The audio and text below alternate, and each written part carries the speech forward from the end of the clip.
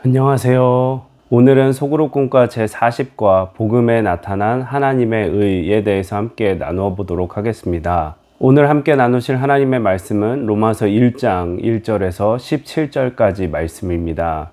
영상을 잠시 멈추시고 성경을 펴셔서 하나님 말씀을 읽어보시기 바랍니다. 네, 말씀을 다 읽어보셨으면 서론의 내용을 읽어보면서 오늘의 내용을 파악해 보도록 하겠습니다. 바울은 다메섹에서 예수님을 만난 후 평생 복음의 빚진 자로 살았습니다. 이것은 로마에 있는 성도들에게도 마찬가지였습니다. 바울은 복음을 전하기 위해 로마에 여러 차례 가고자 했지만 길이 막혀 뜻을 이루지 못했습니다. 바울은 로마 교회가 복음 가운데 견고하게 세워지기를 간절히 원했습니다. 네, 그래서 바울은 이전에 예수님을 박해하던 사람이었지만 그가 다메섹 도상에서 예수님을 만난 후 변화되어서 이제는 복음의 빚진 자로서 복음을 전하는 삶을 살았습니다. 특히 로마서에서 바울은 로마에도 복음이 전해져서 로마 교회 성도들이 복음에 굳건히 서고 하나 되기를 원하는 간절한 마음을 담았습니다. 그래서 로마서에는 바울이 전한 복음에 대한 핵심적인 내용들이 담겨 있는데요. 오늘 그 내용들이 무엇인지 한번 살펴보도록 하겠습니다.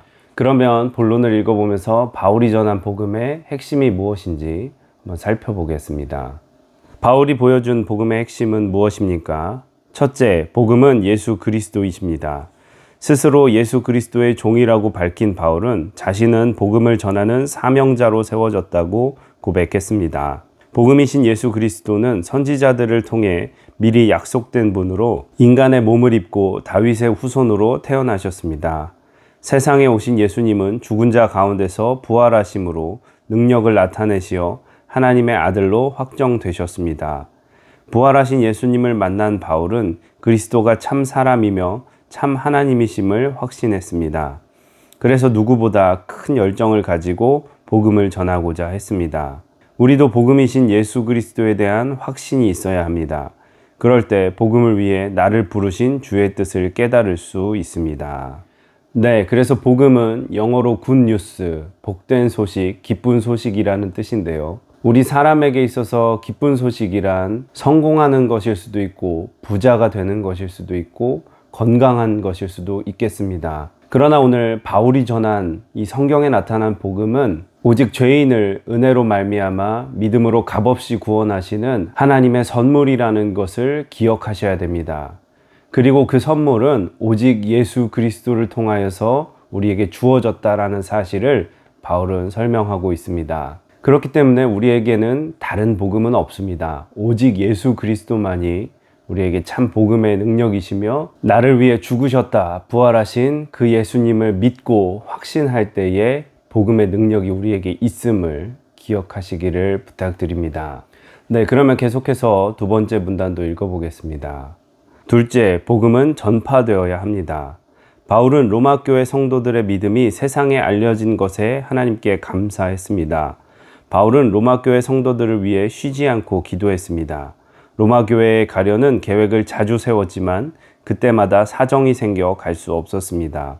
바울이 그들을 간절히 보기 원했던 이유는 신령한 은사를 나누어 주어 견고하게 세우기 위해서였습니다.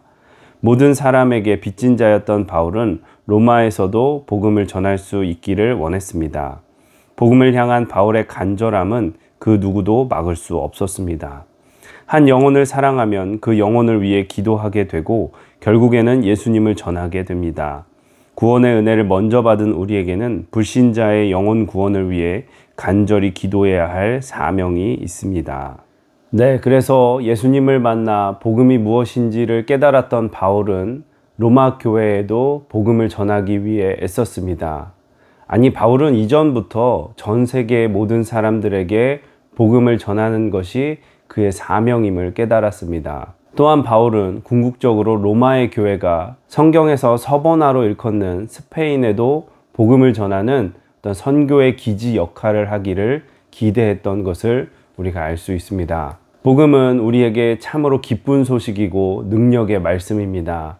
이 기쁜 소식, 능력의 말씀을 우리만 누리는 것이 아니라 마땅히 복음의 빚진 자로서 다른 영혼들에게도 전해야 함을 꼭 기억하시기를 부탁을 드립니다. 네, 그러면 세 번째 문단도 읽어보겠습니다. 셋째, 복음에는 하나님의 능력과 의가 나타납니다. 바울은 복음을 부끄러워하지 않았습니다. 그 당시 세상의 관점에서 보면 복음의 내용은 어리석고 부끄러운 것이었습니다. 하지만 바울은 구원을 베풀어 주시는 하나님의 능력이 복음에 있음을 잘 알았습니다. 그래서 복음을 자랑스러워하며 오직 의인은 믿음으로 말미암아 산다 하고 선포했습니다. 복음이신 예수 그리스도를 믿는 믿음이 하나님의 의를 이루게 합니다. 그리고 하나님의 의는 하나님과 올바른 관계를 맺도록 우리를 이끌어 주십니다. 하나님은 예수 그리스도를 믿으면 누구든지 구원을 얻도록 길을 활짝 열어놓으셨습니다. 성도의 삶은 처음도 마지막도 오직 믿음입니다. 복음에 나타난 하나님의 능력과 의에 힘입어 복음의 귀한 증인이 되어야 합니다. 하나님의 능력인 복음이 세상 모든 사람들에게 전해지도록 우리가 나서야 합니다. 이것이 의인의 삶입니다. 네, 그래서 오늘 본문 16절에 보면 바울은 복음을 부끄러워하지 않는다고 선언을 합니다. 우리가 무엇을 부끄러워한다는 것은 그것이 가치 없고 형편없다라는 것을 인정하는 것입니다. 그러나 바울은 복음의 가치를 알고 예수 그리스도의 십자가와 부활에 나타난 하나님의 능력을 알고 경험했기 때문에 복음이 전혀 부끄럽지 않다 하고 선언할 수 있었던 것입니다. 우리도 겸손한 마음으로 우리 자신을 돌아보고 우리의 죄를 깨달아 복음으로 말미암아 죄를 용서하시고 구원하시는 하나님의 능력을 깨달아야 합니다. 우리가 예수 그리스도 안에 나타난 그 능력을 알고 믿을 때에 우리는 복음을 부끄러워하는 것이 아니라 도리어 자랑스럽게 여기게 될 줄로 믿습니다. 네, 이렇게 해서 본론의 내용들을 다 살펴보았고요. 결론의 내용을 읽어보도록 하겠습니다. 세상에서 가장 좋은 소식은 예수 그리스도입니다. 복음은 모든 사람에게 제한 없이 전해져야 하고 성도는 이를 위해 부름받은 사람입니다. 복음을 전하는 곳에 하나님의 능력이 나타납니다. 땅끝까지 이르러 복음이 전해지도록 우리는 삶의 모든 자리에서 복음을 증거해야 합니다. 네, 이렇게 해서 소그룹 공과 제40과 복음에 나타난 하나님의 의에 대해서 함께 나누어 보았고요. 묵상 질문과 삶에 적용하기를 천천히 읽어보시기를 바랍니다.